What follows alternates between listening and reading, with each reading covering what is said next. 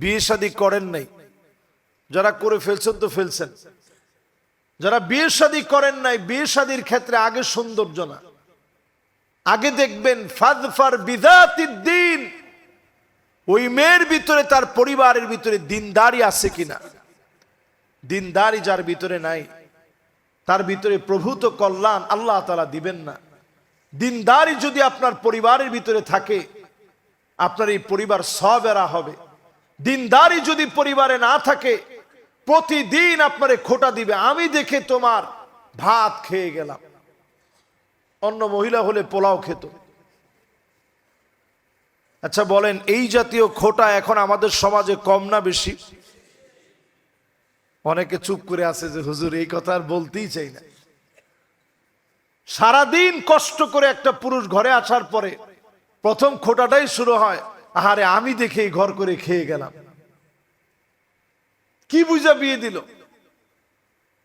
আল্লাহর হস্তে এই খোটা আপনিও শুনেন না, আর ওনারাও দিতে দিয়েন না। ওনারে বুঝায় শোনায় বলেন যে এই খোটাটা দিও না, এই খোটাটা দেওয়া সম্পূর্ণ হারাম, সম্পূর্ণ কবিরা গুনাহ। ছোট গুনাহ না বড় গুনাহ? ছোট গুনাহ, এটা কবিরা গুনাহ, বড় গুনাহ এটা। এরপরে দেখবেন আন্না না কিছু হইলেই বলে সব আমার নামে লিখে দাও, তোমার মা বাপকে 1 টাকা তুমি দিতে পারবা না। কামাই করলেন আপনি, হুকুম করেন উনি, সব টাকা উনার অ্যাকাউন্টে দিতে হবে, বেতনটা পায়া উনার হাতে এনে দিতে হবে।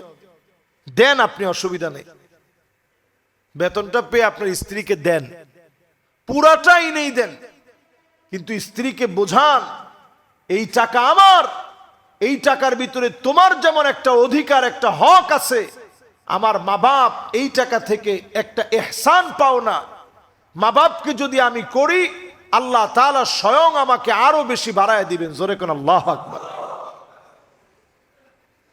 এরপরে দেখবেন এই সমাজের ভিতরে হাদ্দাকা, কিছু হইলেই, কিছু একটা কিনে আনছেন, পছন্দ করবেন, এটা কোনো কালার হইল, এই কালার তো মরে যাবে। এই জাতীয় কথা এখন স্বামী হয়ে আপনারা শুনেন কি শুনেন না? অনেকে মাথা নাড়াইছে কিন্তু উত্তর দেয় না। তাহলে চিন্তা করেন, ইমরাআতুন সালেহা, নেককার কোন নারীর বৈশিষ্ট্য এমন নয় সে স্বামীকে কষ্ট দিবে, স্বামীর পছন্দ তার পছন্দ হবে না। আম্মা জানদের চরিত্র এমন ছিল, ফজরের নামাজ পড়ে নবীজি নাস্তা করতে আসতেন। আমরা দেখবেন ফজরের নামাজের পরে একটু মুড়ি খাই, যাদের ফজরের নামাজের অভ্যাস আছে, নামাজের পরে দেখবেন একটু চা বিস্কিট অথবা একটু মুড়ি, একটু হাঁটাহাঁটি করে বাসায় গিয়েই এই একটু মুড়ি টুড়ি খেয়ে এরপরে আস্তে ধীরে একটু পরে নাস্তা করে অফিসের দিকে যায়। সকালবেলায় নবীজির এই অভ্যাসটা ছিল, নবীজি নামাজ পড়ে আল্লাহর জিকির করতেন। জিকির আজকার করে সূর্যটা উঠলে, নিষিদ্ধ সময় পার হয়ে গেলে 2 রাকাত নামাজ পড়তেন। পড়ে এরপরে নবীজি ঘরে যেতেন, গিয়ে বলতেন কিছু কি আছে? প্রায় সময় উত্তর আসতো, ওগো নবীজি ঘরের মধ্যে কোনো খাবার নেই। আল্লাহর নবী সবর করে ফেলতেন। একবারের জন্য স্ত্রীরা বলে নাই, ওগো নবীজি আপনি তো খাবারের জন্য তেমন কিছু আনেন নাই, খাবার কেমনে থাকবে? একটা বারের জন্য স্ত্রীরা কোনো অভিযোগ করে নাই।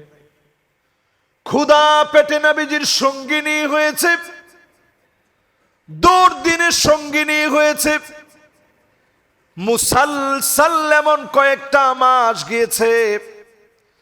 একদিন নবীজির ঘরে খাবার চললে আরেকদিন খাবার নাই। আম্মা জানরা বলেন, নবীজির চুলার খবর ছিল এমন, একদিন চুলার ভিতরে আগুন জ্বললে অন্যদিন জ্বলতো না, আগুনটা বন্ধ থাকতো পেয়ারা হাবিবের ঘরে। একদিন জ্বললে আরেকদিন জ্বলে না। ঘুম থেকে নবীজি উঠলে পিঠের ভিতরে চাটায়ের দাগগুলা পড়ে থাকতো।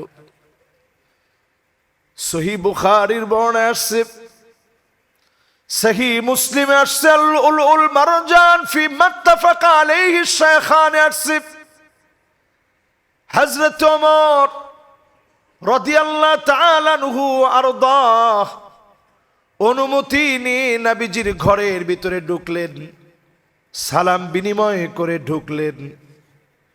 নবীজি বিছনা থেকে উঠে বসলেন। হযরত ওমর নবীজির মুবারক পিঠের দিকে তাকালেন, তাকায় দেখে চাটের দাগগুলা পড়ে গেছে।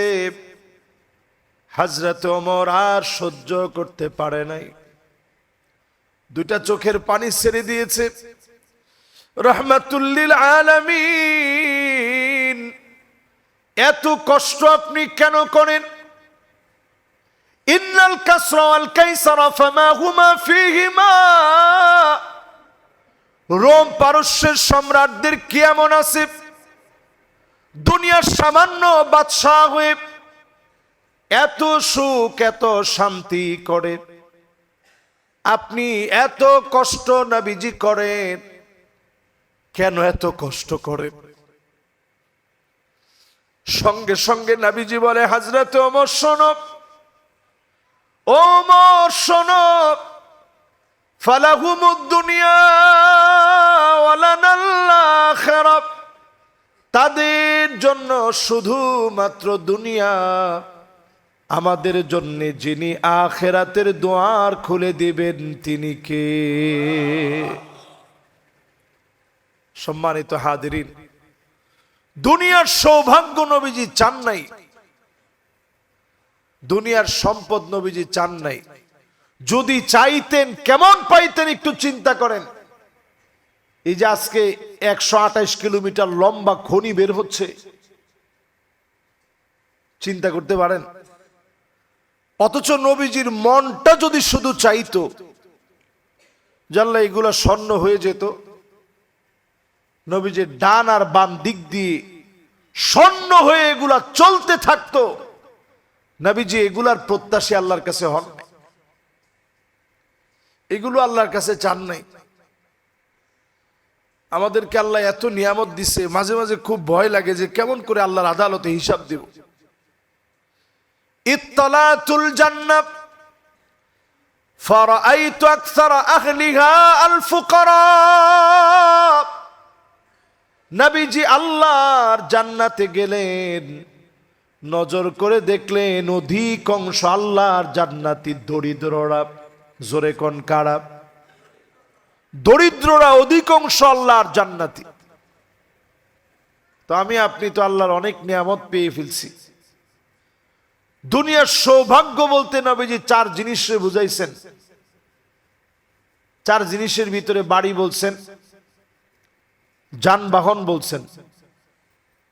তো যানবাহন এখন যদি আপনি গাড়িতে এটাকে কনভার্ট করেন, দেখা যাবে অনেকেরই গাড়ি আছে, অনেকেরই হোন্ডা আছে, যানবাহন আছে। 3 নাম্বার নেককার স্ত্রী। 4 নাম্বারে নবীজি বলছেন জারুন সালেহ, নেককার যদি কোনো প্রতিবেশী আপনি পান তাহলে আপনি দুনিয়ার সব পেয়ে গেলেন। দুনিয়ার সব। প্রতিবেশী যদি আপনার ভালো হয়, দুনিয়ার সব আপনি পেয়ে গেলেন। আচ্ছা এবার বলেন তো দেখি, এই 4 জিনিস আমরা অনেকেই দুনিয়ার জীবনে পাইছি কি পাইনি? পাইছি। তো দুনিয়ার সৌভাগ্য তো সব আপনি পেলেন, আখিরাত আমরা কদ্দুর অর্জন করতে পেরেছি? আপনি নামাজে দাঁড়ালে কি আপনার মনটা ভালো লাগে? নামাজে দাঁড়ালে কি আপনার তাড়াহুড়া করতে মনে চায়? যদি নামাজে দাঁড়ালে তাড়াহুড়া করতে মনে চায়, আপনি পরিষ্কারভাবে জেনে রাখেন এখনো আপনি ইবাদতের স্বাদ পান নাই। আল্লাহর ওলি হওয়া তো অনেক দূরের কথা, ইবাদতের স্বাদ যদি আপনি পেতে চান, নামাজের ভিতরে আপনার মনোযোগ এমন হবে, আপনার মন চাবে আরেকটু সময় লাগায় নামাজ পড়ি। আর মুরগির ঠোকর দেওয়ার মতো যদি আপনি সেজদা দেন আর উঠেন, সেজদা দেন আর উঠেন, তাহলে আপনি এখনো বুঝে নেন এই নামাজ আপনার ভিতরে কাজ করতে এখনো পারে নাই।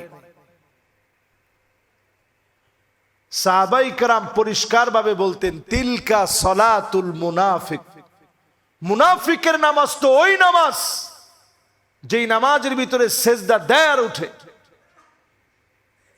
তো এখন আমাদের নামাজটা আমরা যদিও পড়ি, মাঝে মাঝে হিসাব করে দেখবেন নামাজের সময় আমরা সবচেয়ে বেশি ঘড়ি দেখি, কয় মিনিট গেল এটা হিসাব করি। আমাদের কর্মচারী যদি একটু নামাজি হয় তাহলে কোন সময় গেল কোন সময় আসলো এটা আমরা হিসাব করে রাখি। আলহামদুলিল্লাহ আমাদের এখানে এমনও মুসল্লি আছে যার কর্মচারীরা নামাজ পড়লে উনি উপহার হিসেবে, হাদিয়া হিসেবে 100 টাকা প্রতিদিন বেশি দেন। সুবহানাল্লাহ কোন। তো অনেকে মনে মনে চিন্তা করবেন, হুজুর তাহলে তো লোভে পড়ে নামাজ পড়বে। না মেয়া, প্রথম কয়েকদিন যদি নামাজে এইভাবেও যায়, কিছুদিন পর থেকে ওই লোকটার কাছে নামাজের স্বাদ প্রবেশ করবে। আপনি একটু বুঝে শুনে নামাজটা আদায় করেন, মানুষকে নামাজের দিকে নিয়ে আসেন, ডাকেন নামাজের দিকে। আমরা বাংলাদেশের অনেক সংস্কারের কথা চিন্তা করি, বাংলাদেশে অনেক সংস্কারের কথা ভাবি। কোন সংস্কার এই জাতির জন্য এস্টাবলিশড হবে না ততক্ষণ পর্যন্ত যতক্ষণ আমরা মুসলমান পরিচয় দিয়ে নামাজি না হব। ঠিক কিনা বলেন? যে লোকের নামাজ নাই ওই লোক কেমন করে একটা সমাজ পরিবর্তন করবে? যেই নেতার আদর্শের ভিতরে সুন্নত নাই ওই লোক সমাজ বদলাবে কেমনে? এই সমাজ নবীজি বদলিয়েছিলেন নামাজ দিয়ে, সাহাবায়ে কেরাম বদলিয়েছিলেন নামাজ দিয়ে। আমরা মুসলমানেরা আরেকটা দিয়ে বদলায় ফেলতে পারবো না। এই সমাজের মানুষ যদি নামাজি হয়, এই সমাজে আল্লাহর দ্বীনকে আল্লাহ কায়েম বানায় দিবে। ঠিক কিনা বলেন? সংখ্যা দিয়ে মুসলমানদের কোনো বিজয় সংখ্যা দিয়ে আসে নাই। খালিদ বিন ওয়ালিদের কথা আমি প্রায় সময় বলি। খালিদ বিন ওয়ালিদ রাদিয়াল্লাহু তাআলা আনহু আরদাহু মুতার প্রান্তে গেছেন। আল্লাহু আকবার। 3000 মুসলিম সৈন্য নিয়ে গেছেন, বিপরীতে ছিল 2 লক্ষ। সেই সময়ের রোমক সেনাবাহিনীর সৈন্য ছিল ওই সময়ে বর্তমান আমেরিকার শক্তি যেমন শক্তিধর, আমেরিকার সৈন্যবাহিনী যেমন ক্ষমতাধর, এরকম একটা পরাশক্তি ছিল সেই সময়ের রোমকেরা। সাহাবায়ে কেরাম গেলেন, নবীজি তিন জন সেনাপতি নির্ধারণ করলেন। নবীজি সেনাপতি বানায় দিলেন যায়েদ বিন হারেসাকে। নবীজির পালক পুত্রের পরে নবীজি বললেন সেনাপতির দায়িত্ব পালন করবে মুতার প্রান্তে আব্দুল্লাহ বিন রাওয়াহা। নবীজি বললেন সেনাপতির দায়িত্ব পালন করবে জাফর বিন আবি তালেব। কয়জন? 3 জন। সবাই বুঝে গেল যে প্রত্যেকের শহীদ হওয়া লাগবে। আমরা যদি এই জিনিসটা বুঝতাম আমরা যাইতামই না হয়তো। কিন্তু একজনও 1 মিনিটের জন্য দেরি করে নাই।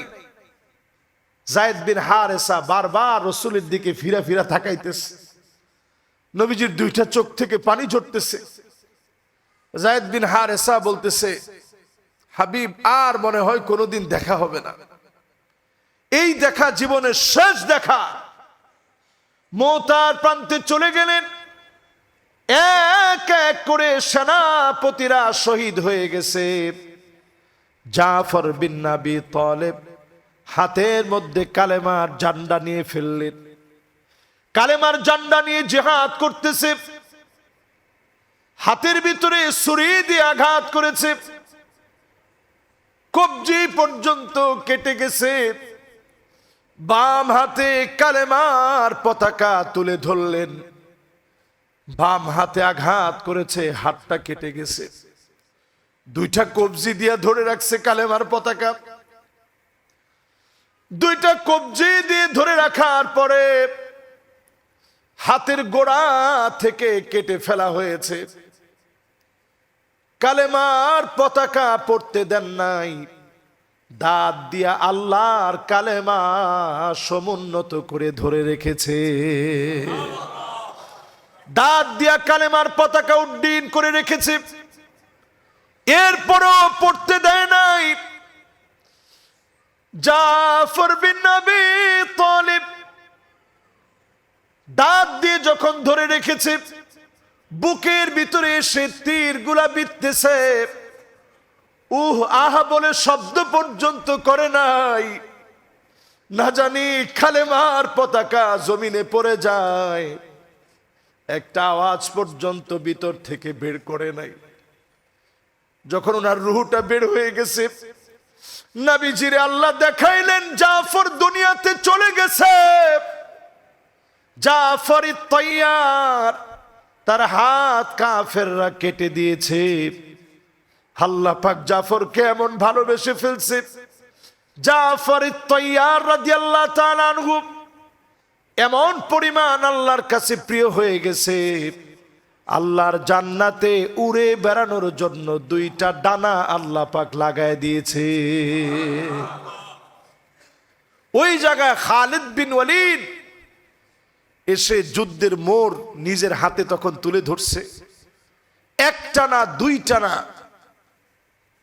ওনার ৯টা তরবারি মোতার প্রান্তে উনি কাফেরদেরকে মারতে মারতে ভেঙে ফেলছে। জোরে করে আল্লাহু আকবার। পুরা যুদ্ধের মোড় চেঞ্জ হয়ে গেছে। হায়রে মুসলমান, কি মুসলমান ছিল! ৯টা তরবারি ভাঙার পরে আর কোনো তরবারি নাই, ছোট্ট একটা ছুরি ছিল। এই ছুরি দিয়ে সেই সময়ের রোমানদেরকে পরাজিত করেছে। খালিদ বিন ওয়ালিদের মতো এমন একজন মুসলিম, এমন একজন আল্লাহর নবীর সাহাবী উদ্যমী ভূমিকা নিয়ে সেই দিন বিজয় ছিনায় আনছে। জোরে কোন আল্লাহু আকবার। প্রিয় ভাইয়েরা আমার, সম্মানিত মুসল্লিয়ানে কেরাম, এর নাম আমাদের ইমানি হিম্মত, এর নাম আমাদের ইমানি হিম্মত। আজকে আমাদের সব আছে, ইমানি হিম্মত নেই। ইমানি হিম্মত বাড়ানোর জন্য ইবাদতে মনোযোগী হওয়া চাই। বাংলাদেশের এই অস্থির পরিস্থিতি যদি আমরা সংস্কারের দিকে নিতে চাই, ইমানি হিম্মত বাড়াতে হবে। এই জমিনে দিন কায়েমের স্বপ্ন নিয়ে আল্লাহর জমিনে দিন কায়েমের জন্য প্রচেষ্টা চালায় যেতে হবে। আস-সাইয়ু মিন্না ওয়াল ইতমামু মিনাল্লাহ। চেষ্টা আমাদের পক্ষ থেকে হবে।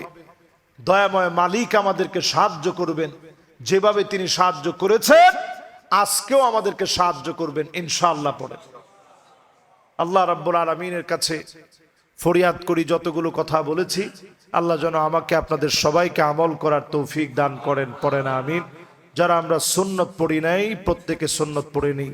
আসসালামু আলাইকুম ওয়া রাহমাতুল্লাহি ওয়া বারাকাতুহু।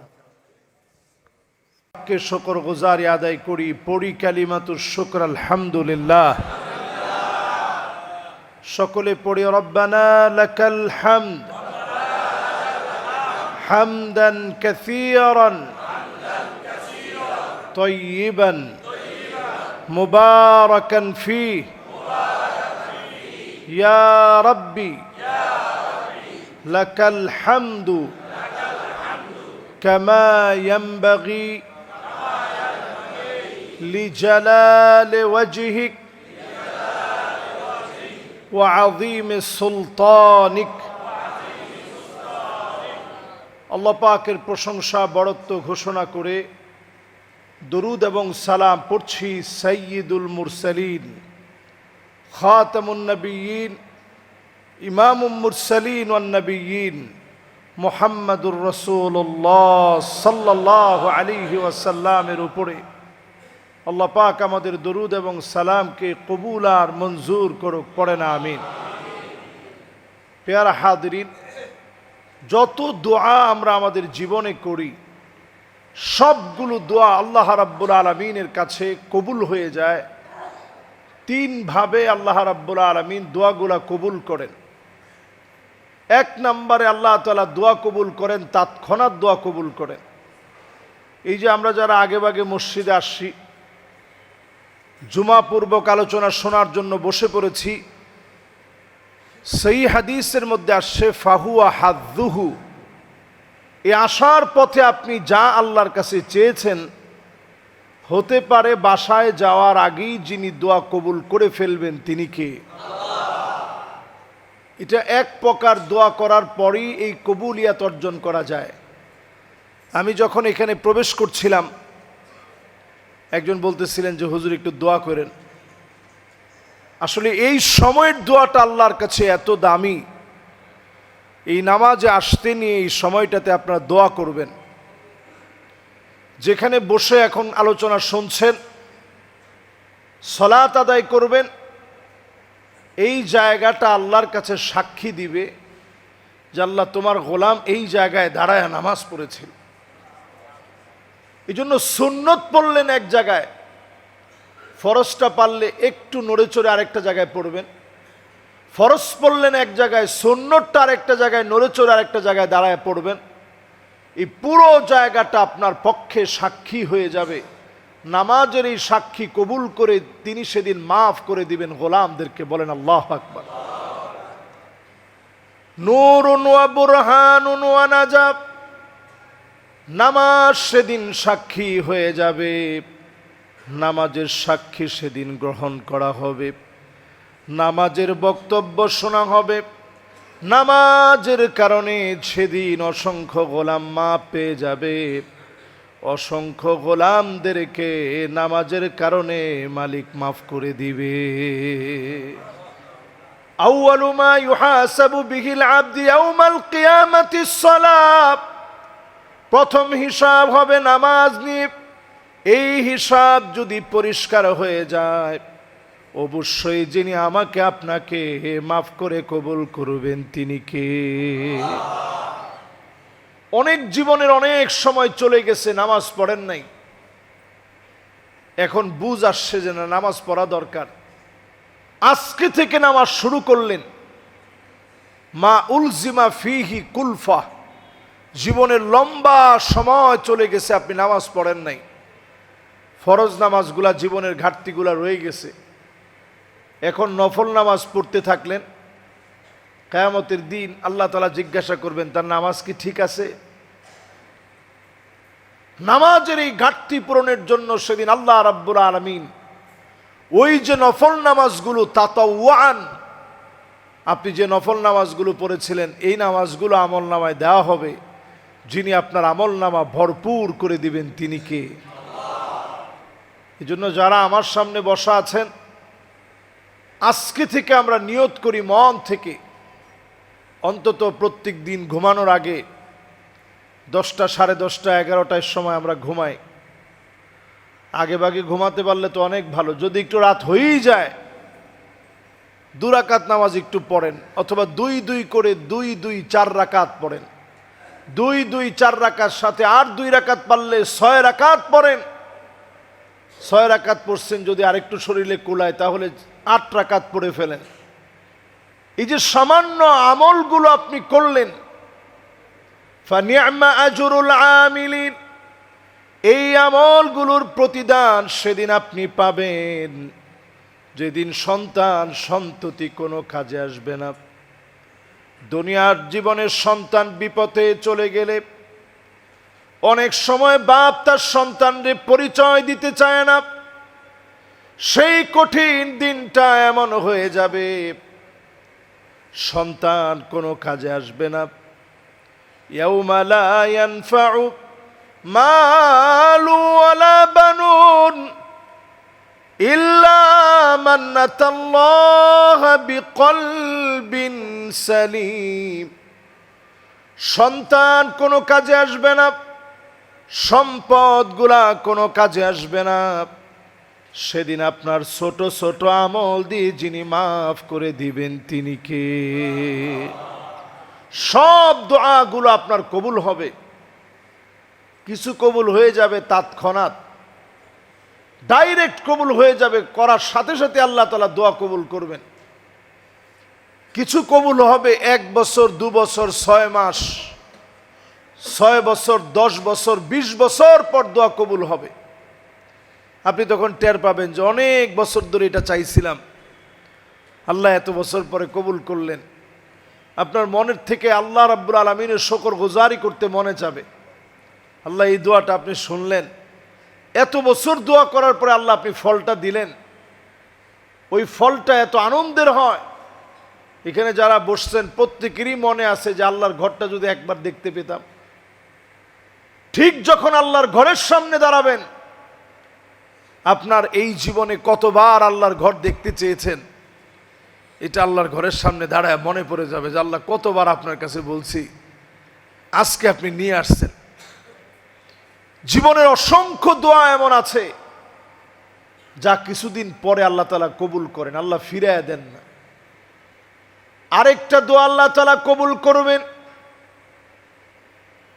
আখিরাতের জন্য শুভ সংবাদ বানায় রাখবেন। আল্লাহ পাক সেদিন নেয়ামতে পরিপূর্ণ জান্নাতে প্রতিদান দিবেন।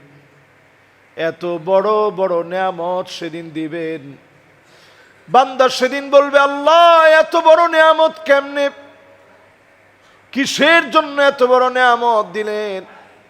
আল্লাহ পাক সেদিন জানায় দিবে, ওই যে তুমি দোয়া করেছিলা, দুনিয়ার জীবনে কবুল করা হয় নাই, প্রতিদান আমি আল্লাহ রেখে দিয়েছি। প্রতিদান স্বরূপ সেদিন যিনি জান্নাতে নেয়ামত দিয়ে দিবেন তিনি কে? দুনিয়াতে যত দোয়া আপনি করলেন, দোয়াগুলা কবুল বানানোর জন্য অনন্য আমল হচ্ছে কুল্লু দুআইন মাহজুবুন, সব দোয়াগুলো একটা ঢাকনা দিয়ে আটকানো থাকে। যখনই আপনি দোয়া করেন, হাত তুলে করেন, হাত তোলা ছাড়া করেন, যাচ্ছেন একা একা বলেন, কথা বলেন মালিকের সাথে, এটার নাম মোনাজাত। মোনাজাত মানে চুপি চুপি কথা বলা। কে কার সাথে কথা বলবে? বান্দা হয়ে আপনি আল্লাহর সঙ্গে কথা বলবেন। এই চুপি চুপি কথা বলার সময় আপনি মনে মনে চিন্তা করবেন, দুনিয়ার কারোর সঙ্গে আমি কথা বলতেছি না, আমার মালিকের সঙ্গে কথা বলতেছি। হাঁটতেছেন আপনি কথা বলবেন, বসে আছেন আপনি কথা বলবেন, মনটা খারাপ লাগতেছে, শরীরটা অসুস্থ লাগতেছে, আপনি একটু আল্লাহর সাথে কথা বলেন। এটা নবী আম্বিয়া আলাইহিমুস সালামের অনন্য আমল ছিল। ওনারা আল্লাহর সঙ্গে কথা বলতে চাইতেন, আল্লাহর একটু দিদার লাভের আশা ছিল। নবী মূসা আলাইহিস সালাতু ওয়াস সালাম তুর পাহাড়ের উপরে উঠে আল্লাহর কাছে বারবার কি বলে? আল্লাহ আপনার একটু আমি দেখতে চাই, আল্লাহ আপনার একটু দেখতে চাই। বারবার যখন আল্লাহরে দেখতে চাইলেন, আল্লাহ বললেন লান তারানি, কশিন কালেও আমি আল্লাহ রাব্বুল আলামিনকে চর্ম চক্ষু দিয়ে, দুনিয়ার চোখ দিয়ে দেখা যাবে না। এরপরও বলতেছে আল্লাহ আপনার একটু দেখতে চাই, এক নজর। আল্লাহ তাআলা একটা নূরের তাজাল্লি দিলেন, ফাখাররা মূসা সাইকা, মূসা আলাইহিস সালাম বেহুশ হয়ে পড়ে গেলেন। আপনারা যদি কখনো মিশর যাওয়ার সৌভাগ্য হয়, আপনারা গেলে দেখবেন তুর পাহাড়ের পার্শ্ববর্তী একটা জায়গা আছে, বিরাট বড় এরিয়া, পুরাটা পুরে ছাই হয়ে গেছে, কালো রং হয়ে গেছে। শুধু আল্লাহ পাক একটু নূরের তাজাল্লি দিয়েছেন যে নবী মূসা, দুনিয়ার কোন চর্ম চক্ষু দিয়ে আমি আল্লাহকে দেখা যায় না, আমার মালিককে দেখা যায় না। উপলব্ধি করতে হয় আমার মালিকের বিরাট ক্ষমতার শক্তিকে। যখন আপনি সেজদা অবনত হবেন, আপনি চিন্তা করবেন মালিকের কুদরতি কদমের মধ্যে আপনি সেজদা দিচ্ছেন। আকরাবু মা ইয়াকুনুল আবদু মির রাব্বিহি ওয়া হুয়া সাজিদুন ফাআকসিরুদ দুআ, সিজদা অবনত হলেন আর তখনই মালিককে মনের গহীন কোণ থেকে ডাকটা দিয়ে ফেলেন, আল্লাহ আপনি আমারে সেজদা দেওয়ার তৌফিক দিয়েছেন। কত লোক সেজদা দেয় না, কত লোক সেজদা দিলে শান্তি পায় না, আপনি আমারে তৌফিক দিয়েছেন। মালিকের সামনে সেজদা অবনত হয়ে যান, মাথা নত করে দিয়ে শুকরগুজারি আদায় করেন। যদি আপনি বুঝে সুঝে মালিকের শুকরগুজারি আদায় করেন, অবশ্যই আপনাকে যিনি আপন করে কাছে টেনে নেবেন তিনি কে? সেজদায় গেছেন, মন ভরে আল্লাহরে ডাকেন। আমরা সেজদার মধ্যে গেলেই চিন্তা করি কত তাড়াতাড়ি উঠে আসা যায়, অথচ আপনার হার্টটা ভালো থাকবে যদি সেজদায় একটু সময় বেশি দেন। ব্রেন স্ট্রোক থেকে আপনি বাঁচবেন যদি লম্বা ভালো করে সেজদা দেন। আপনার শরীরের ডোপামিনগুলো খুব সুন্দরভাবে আপনার ব্রেনকে সক্রিয় করবে, যে নার্ভগুলো মৃত হয়ে যাচ্ছে এগুলো সচল হবে, প্রত্যেকটা রক্তকণিকার যে সঞ্চালন রয়েছে এগুলো সব সক্রিয় হবে লম্বা সেজদা দিলে। আমার নবী সেজদা দিতেন, মনে হতো যেন নবী সেজদা থেকে আর উঠবেন না, এরকম লম্বা সেজদা দিতেন। সেজদাটা খুব প্রপারলি আদায় করেন। সেজদা থেকে যখন উঠবেন, উঠার পরে বসে একটু দোয়া করেন, আল্লাহুম্মা গফিরলি ওয়ারহামনি ওয়াহদিনি ওয়াআফিনি ওয়ারযুকনি। আয় আল্লাহ, মাফ করে দেন, হেদায়েত দেন, রিজিক দিয়ে দেন, আমার গুনাহগুলা মোচন করে দেন। সব দোয়াগুলো চলে আসছে জীবনের। গুনাহ থেকে যদি মাপ পেয়ে যান, রিজিক যদি বাড়ায় দেওয়া হয়, হেদায়েতের আলো যদি আপনি পেয়ে যান, গুনাহগুলা মাফ করে দিই, পাপগুলা মোচন করে দিই, মালিক যদি কাছে টেনে নেন, দুনিয়া আখিরাতের পুরাপুরি বরকত যিনি আপনাকে দিয়ে দিবেন তিনি কে? সবচেয়ে বুদ্ধিমানদের দোয়া, কোরআনে শেখানোর সবচেয়ে দামি দোয়া এটি। বুদ্ধিমানদের দোয়া হচ্ছে রব্বানা আতিনা ফিদ দুনিয়া হাসানাতাও ওয়া ফিল আখিরাতি হাসানা ওয়া কিনা আযাবান নার। আচ্ছা বলেন, এই দোয়াটা আমাদের মুখস্থ আছে কিনা? এই দোয়াটা পড়ে পড়ে আল্লাহর কাছে কান্দেন, আয় আল্লাহ দুনিয়ার কল্যাণ দিয়ে দেন, আখিরাতের কল্যাণ দিয়ে দেন, রব্বে কারীম জাহান্নামের আগুন থেকে মাফ করে দেন। এই তিনটা বিষয় যদি আপনি পেয়ে যান, দুনিয়ার ভিতরে কল্যাণ পেয়ে গেলেন, আখিরাতের কল্যাণ পেয়ে গেলেন, জাহান্নামের আগুন থেকে যদি মাফ পেয়ে যান, আপনি সবচেয়ে সৌভাগ্যবান হয়ে যাবেন।